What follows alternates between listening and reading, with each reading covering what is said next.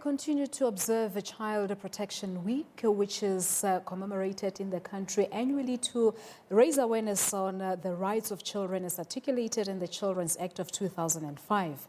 The campaign began in 1997. It's also aimed at mobilizing all sectors of society to ensure the care and the protection of children. Yesterday, the Department of Social Development had a discussion with children's ambassadors from the different provinces across the country to really look at how COVID-19 has impacted on them and their lives. The common themes from that discussion included, amongst others, access to basic services like water, access to online resources for e-learning, and many more. So let's talk to Angie Makwetla now. Ms. Makwetla is a commissioner responsible for children's rights at the South African Human Rights Commission, and she joins me now live via Skype. Good afternoon to you, ma'am. Thank you so much for joining us here on the SABC News channel. Good afternoon, Palisa, and good afternoon to your viewers. Thank you so much for coming through. So firstly, how has the Commission ensured that the rights of children are protected during the lockdown? What we have done, Palisa, because, you know, COVID-19 came upon us, there's no rule book, nobody knows how to deal with it, it is an unknown pandemic. So what we have done is we have liaised with a number of our stakeholders to make sure that whatever they are doing, they include children's rights. Because unfortunately, you know, South Africa remains unequal. So we still have those communities where children do not have access to, you know, to computers, and so forth. So we are using as much as we can social media and all other channels where we are able to reach children, but not only children. We also need to reach parents to make sure that parents understand their children's rights. Because if you don't know the rights of your children, then you do not know when those rights are being violated. So we remain concerned and remain vigilant because, you know, our mandate, as you are probably aware, is to promote, to protect, and to monitor the observance of human rights in South Africa. And my focal area in particular is the rights of children. So let me just go back to the discussion that the minister responsible for the Department of Social Development had with ambassadors for children across the country.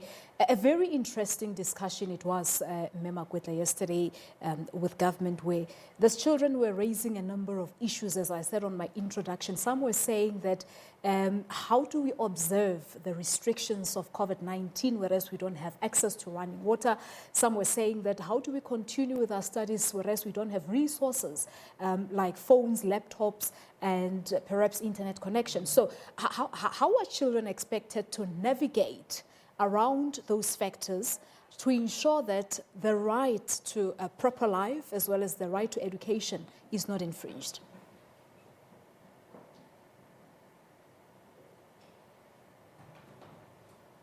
Melissa, you know, as parents, as the government of South Africa, as all other leaders, our task is not to put, you know, the responsibilities on children. It is our task to ensure that children have access to all these necessities, all the resources, all the infrastructure. Now, we know that there is still, as I said, inequality. So the government, the Department of Basic Education, is trying at, you know, their level best to make sure that no child gets left behind. Sometimes, you know, the progress is slow, but I think, you know, when we come out of this pandemic, eventually we will come up looking different, because now all the inequalities, the inequalities have been brought up very sharply. And you know, government had to hit the ground running, for example, with schools where there is no adequate water supply. The government has brought on board suppliers to deliver tankers to the schools to make sure that there is water and to make sure that there is also sanitation. at those schools. And that is why I am saying that at the end of the pandemic, we will come up looking a little bit better because we will have attended to all these, the inequalities. Yeah. Even though it will never be 100%.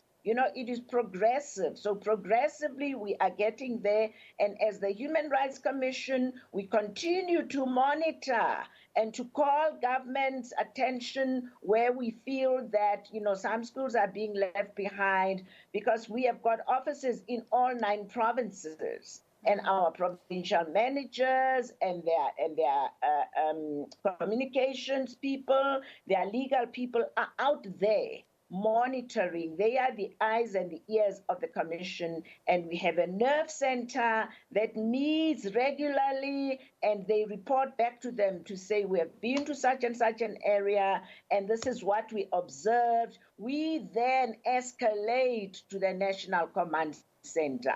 So, there are open channels of communication. And even with the minister, where we need to consult with her, she's been available, and we have been meeting using, obviously, the electronic resources that we have.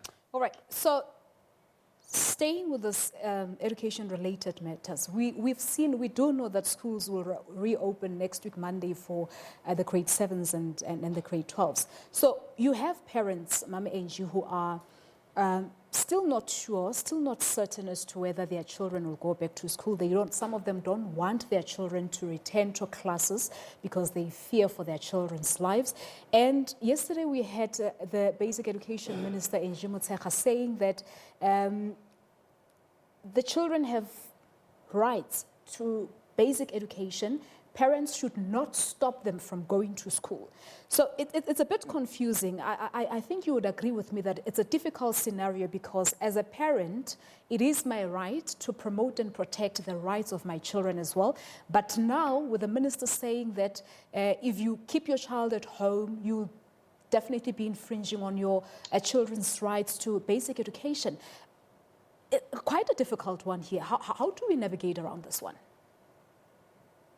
Yeah, but it is quite concerning and a bit confusing. But I believe that if a parent has a choice and deliberately says, my child or my children will not go back to school, then the onus is on me as the parent to make sure that I register my children for homeschooling, because there are organizations that look after that, and to make sure that my children continue to receive education, which is a right, and no parent wants their child to be left behind. So we must take informed decisions. But also, that is why we have got school governing bodies, because the school governing bodies are also representing us as parents. They intervene for us, with the department to make sure that schools are ready, where schools are not ready. And that is why we were very, grateful that the opening of schools was extended by a week, where there is work going on the ground. A lot of hard work is going on, where the sanitizers are being delivered, schools are being cleaned and fumigated. Teachers are receiving orientation, because this thing is new. So teachers need to know how to communicate with children, what to do if a child is not feeling well. There's the thermometers, there's a lot of work and a lot of expenses that were unbudgeted for, that have gone into this whole thing. All right, so we need to work together. We need to hold hands and not, have spectators that just want to stand on the sidelines and be criticizing. Right, when criticizes, I'm come up with a solution. Yeah, I'm afraid we've run out of time, but I really need to put this question through to you, because you talk about the commission being there to promote, to protect, and to monitor the rights of children. So the commission had taken the Western Cape Education Department to the Western Cape Department to court, saying that the department is not perfectly ready to reopen the schools. Talk to us about that matter, because we do know that the deadline was 2 p.m. this afternoon. What's the latest? Do you have the latest? Yes. Vanessa, unfortunately, I am unable to comment on that matter because as we are talking now, the commissioners are in a meeting talking about what happened today and what the way forward is. So unfortunately, I am unable to give any, informed outcome. So nothing has been happened. decided upon as it is now, because the meeting is still on. As I'm saying, the commission is meeting now. Okay. So if we had talked 10, 15 minutes later, I would have been able to give an update. All right, so we'll certainly follow up on that. Thank you so much for coming through.